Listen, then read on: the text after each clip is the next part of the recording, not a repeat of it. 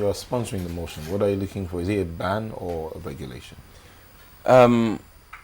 Honestly, the findings of the investigation will determine which way to go, whether to push for an outright ban, whether to regulate. It depends on what the finding will be, the findings will be.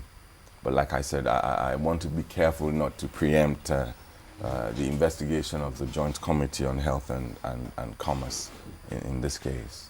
Okay.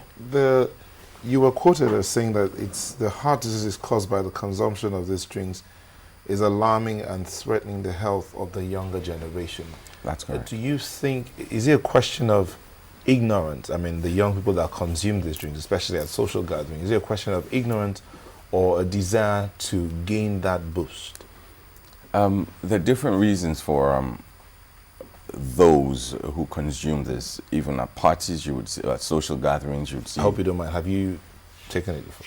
Yes, I was silly enough to have taken it like it was going out of fashion then, but I've learned the hard way, and now I do not consume it anymore. Now that I have gotten to find out a whole lot about it. There are cases where some would say, hey, you know what, but tobacco is still being sold out there. The issue is this: tobacco is a different issue.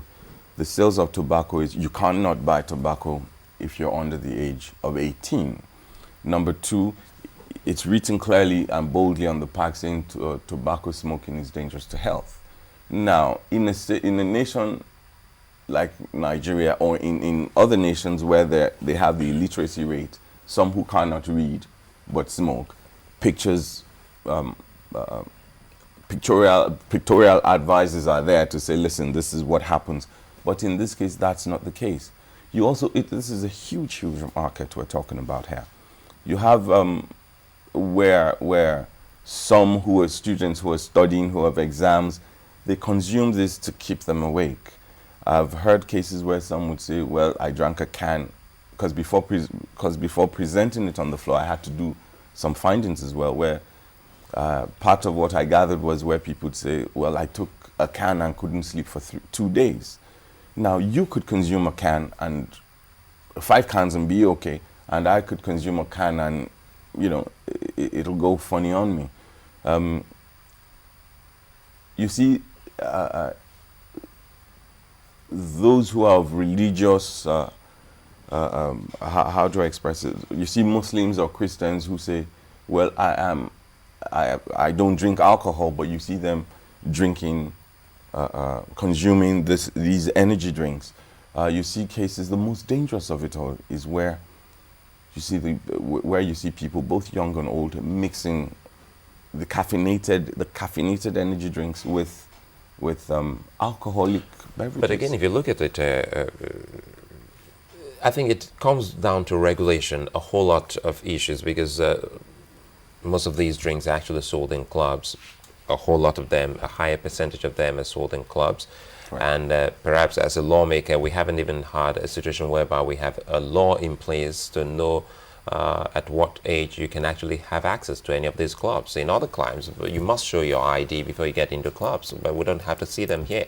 So when we talk about, because we just spoke with a cardiologist who said, well, children or younger persons should stay off such totally. Mm-hmm. But again, as you rightly observed, some young people still consume this, and even in some birthday parties where children are in attendance, you get to see that such drinks are being served.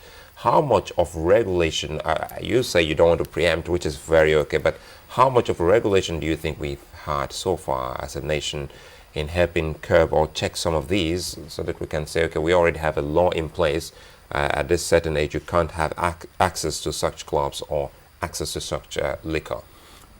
We need to understand one thing, that on a regular basis, one has to move with the trend, or with the goings-ons. There's something I'm working on at the moment, where I have gotten to you see, yes, we can have regulations saying you cannot come into clubs, but are these things consumed only in the clubs? They're consumed in school. They're consumed on campus.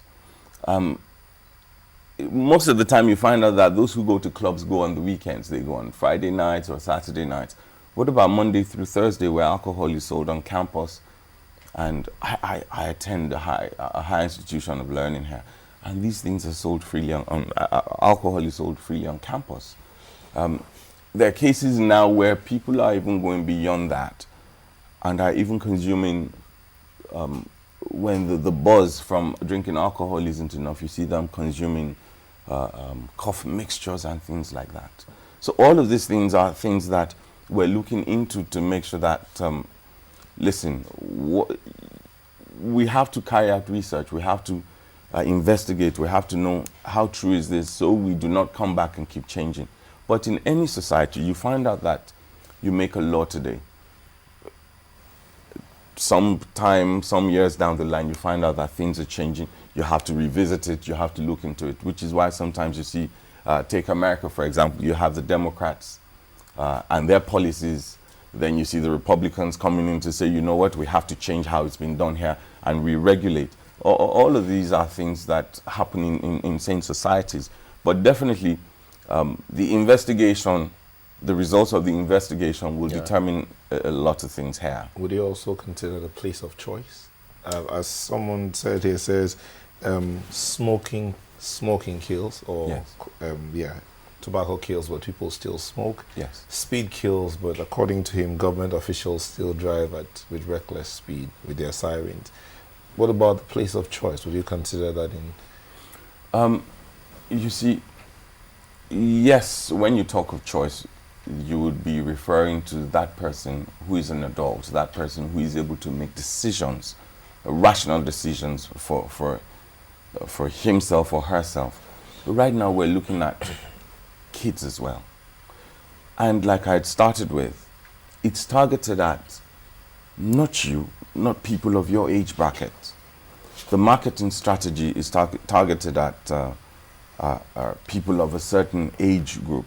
Can they make these decisions by themselves? Is another thing. When it comes to adults, yes, a case of choice can come to play.